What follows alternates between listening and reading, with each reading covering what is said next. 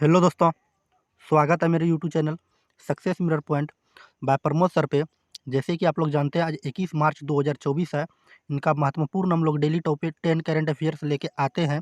अगर आप इस चैनल पे नए हैं और किसी भी एग्जाम की तैयारी करते हैं, bank, SSC, railway, group D, UPSC, BPSC, Bihar police, Bihar दरोगा, तो ये वीडियो आपके लिए काफ़ी लाभदायक होने वाला है, क्योंकि करंट अफेयर से एग्जाम में क्वेश्चन पूछे ही जाते हैं। तो बने रहिए इसी वीडियो में, बिना समय गंवाए आज की क्लास की शुरुआत करते हैं। अगर आप किसी भी प्रश्न का उत्तर जानते होंगे तो उसका प्रश्न का आंसर आप कमेंट बॉक्स में ज़रूर से ज़रूर लिखने का प्रयास कीजिएगा। तो चलिए बिना समय गंवाए आज का पहला प्रश्न आपके सामने है। कर अंतर्राष्ट्रीय प्रसन्नता दिवस किस तिथि को मनाया जाता है? अंतर्राष्ट्रीय प्रसन्नता दिवस किस तिथि को मनाया जाता है? तो इसका राइट आंसर हो जाएगा ऑप्शन नंबर बी, 20 मार्च को मनाया जाता है। अंतर्राष्ट्रीय प्रसन्नता दिवस जो है ये 20 मार्च को मनाया जाता है। याद रखिएगा, एग्जाम के व्यू से काफ़ी इंपॉर्टेंट है। इनके बाद चलिए आज का दूसरा प्रश्न की ओर आते हैं। आज का 2 नंबर प्रश्न कर रहा है, नो योर कैंडिडेट नामक हाल ही में किसके द्वारा लॉन्च किया गया? नो योर कैंडिडेट नामक हाल ही में किसके द्वारा लॉन्च किया गया है? तो इसका राइट आंसर हो जाएगा ऑप्शन नंबर सी, चुनाव आयोग। ऑप्शन नंबर सी, चुनाव आयोग के द्वारा नो योर कैंडिडेट नामक हाल ही में लॉन्च किया गया है। इनके बाद चलिए आज का 3 नंबर प्रश्न है, जो कि बहुत ही इंपॉर्टेंट प्रश्न है। डायना स्मृति पुरस्कार से हाल ही में किसे सम्मानित किया गया? डायना स्मृति पुरस्कार हाल ही में किसे सम्मानित किया गया है? अगर आप इसका आंसर जानते हैं तो कमेंट में ज़रूर से ज़रूर लिखिएगा। इसका राइट आंसर हो जाएगा option number A, Uday Bhatia, और option number C, Mansi Gupta. 2 व्यक्तियों को डायना स्मृति पुरस्कार से सम्मानित किया गया है, जिसका राइट आंसर हो जाएगा ऑप्शन नंबर डी, ए और सी दोनों। ए और सी दोनों राइट आंसर हो जाएंगे, उदय भाटिया और मानसी गुप्ता। अब चलिए उदय भाटिया और मानसी गुप्ता का हम इमेज दिखाते हैं। ये रहा उदय भाटिया का इमेज, समझे, ये उदय भाटिया है और ये है मानसी गुप्ता। ये मानसी गुप्ता है और ये उदय भाटिया। इन्हें जो है कौन सा पुरस्कार दिया गया? डायना स्मृति पुरस्कार से सम्मानित किया गया है। ये दोनों व्यक्ति को डायना स्मृति पुरस्कार उदय भाटिया और मानसी गुप्ता को दिया गया है। इनके बाद चलिए इमेज में देख के आप समझे होंगे। इनके बाद 4 नंबर प्रश्न की ओर आते हैं। आज का 4 नंबर प्रश्न कह रहा है कि भारत के पहले इंडोर एथलेटिक्स और जलीय केंद्र का उद्घाटन किस राज्य के मुख्यमंत्री के द्वारा किया गया है? भारत के पहले इंडोर एथलेटिक्स और जलीय केंद्र का उद्घाटन हाल ही में किस मुख्यमंत्री के द्वारा, किस राज्य के मुख्यमंत्री के द्वारा किया गया है? तो इसका राइट आंसर हो जाएगा ऑप्शन नंबर डी, उड़ीसा राज्य के द्वारा। उड़ीसा राज्य के द्वारा जो है कि भारत के सबसे पहले इंडोर एथलेटिक्स और जलीय केंद्र का उद्घाटन किया गया है उड़ीसा राज्य के मुख्यमंत्री के द्वारा। अब चलिए लगे हाथ देख लेते हैं उड़ीसा राज्य के लोक नृत्य। उड़ीसा राज्य के जो लोक नृत्य हैं उनको देख लेते हैं, जो कई बार एग्जाम में लोक नृत्य से क्वेश्चन पूछे जाते हैं।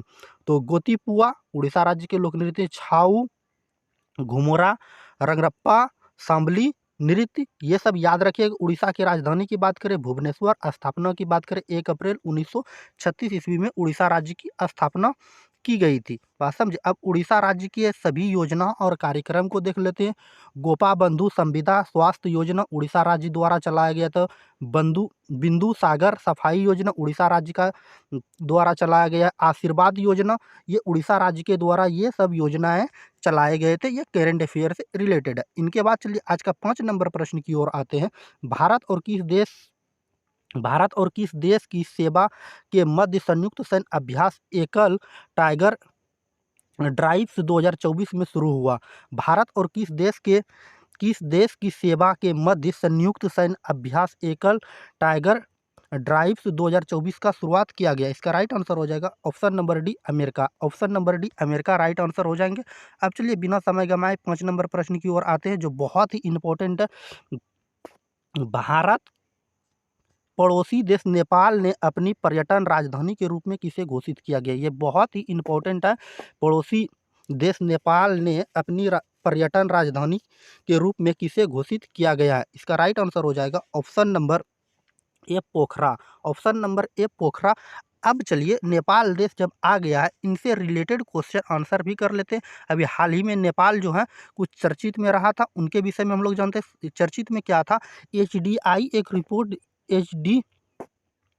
एचडीआई एक रिपोर्ट जारी किया था 2024 में। एचडीआई जिसको हम लोग भारत विकास सूचकांक कहते हैं, इसमें भारत का जो स्थान दिया गया था 2024 में 134वां स्थान दिया गया था, वो 193 देश में। ये जारी कैसे होता है, क्यों करता है, कौन भारत के, किसने इसकी स्थापना की थी, पूरा डिटेल जानकारी हम इसका यूट्यूब पे दिए हैं। इसका प्लेलिस्ट बना हुआ है, आप उसका भी वीडियो देख सकते हैं। एचडीआई के विषय में, ह्यूमन डेवलपमेंट इंडेक्स के विषय में भारत का स्थान 134वां था 193 देशों में। भारत का स्थान 2023 में बात करें तो 135वां था 191 देशों में से।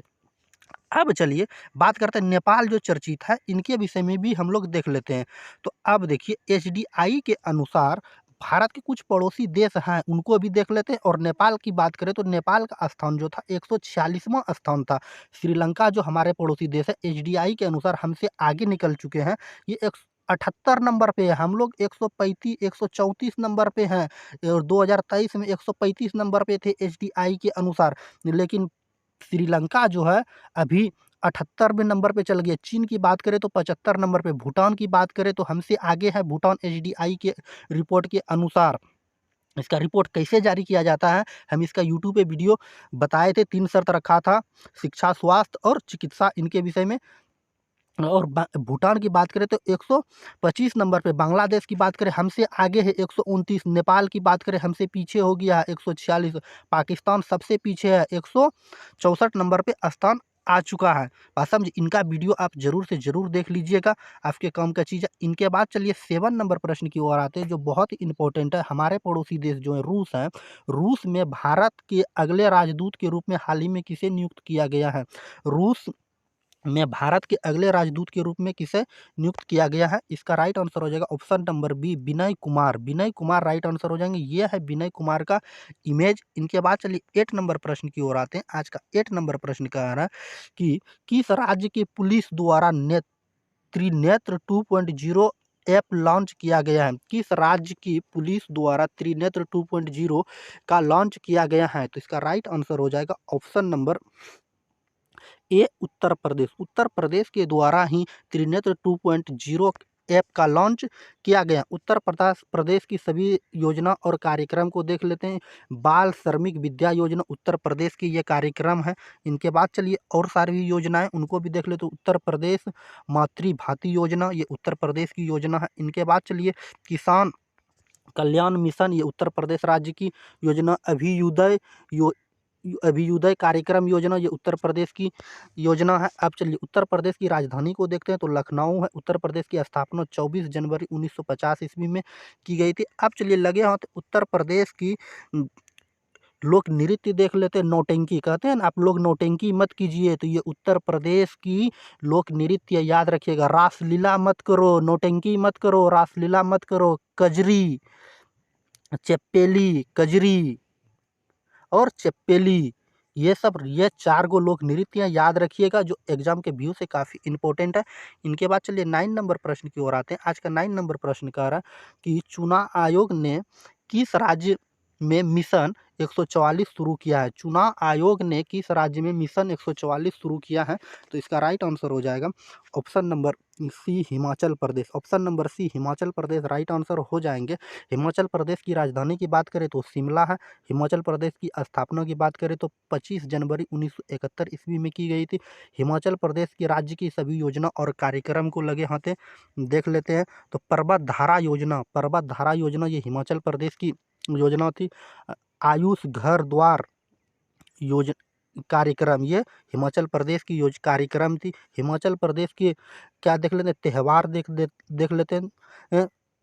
ले सार त्यौहार जो है ये हिमाचल प्रदेश में मनाए जाते हैं। और दूसरा है पगली महोत्सव। पगली महोत्सव याद रखिएगा, पगली महोत्सव ये हिमाचल प्रदेश की महोत्सव है, लोक नृत्य है, याद रखिएगा। इनके बाद 10 नंबर प्रश्न की ओर आते हैं। तेलंगाना के राज्यपाल का अतिरिक्त प्रभाव हाल ही में किसे सौंपा गया है?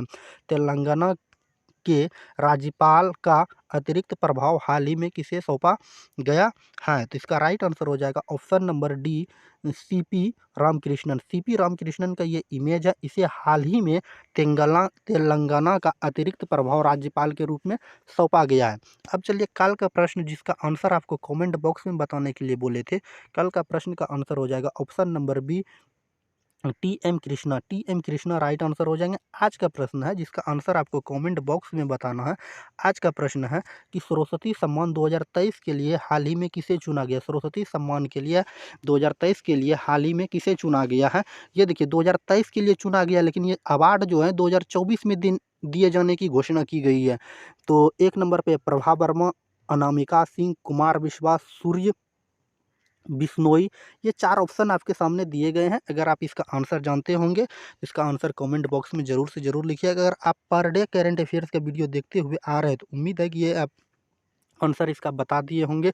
तो चलिए, अगर वीडियो अच्छी लगी, प्यारे से छोटी से यूट्यूब चैनल को हमारे वीडियो में लाइक कर दीजिएगा और प्यारे से छोटे से यूट्यूब चैनल को success mirror point by Pramod sir को सब्सक्राइब कर लीजिएगा। सब्सक्राइब करने के बाद हमारे प्यारे से यूट्यूब चैनल का बेल आइकन का घंटी उसको जरूर दबाइएगा। अगर आप फेसबुक पेज पे देख रहे हैं तो वहाँ फॉलो जरूर कर लीजिएगा।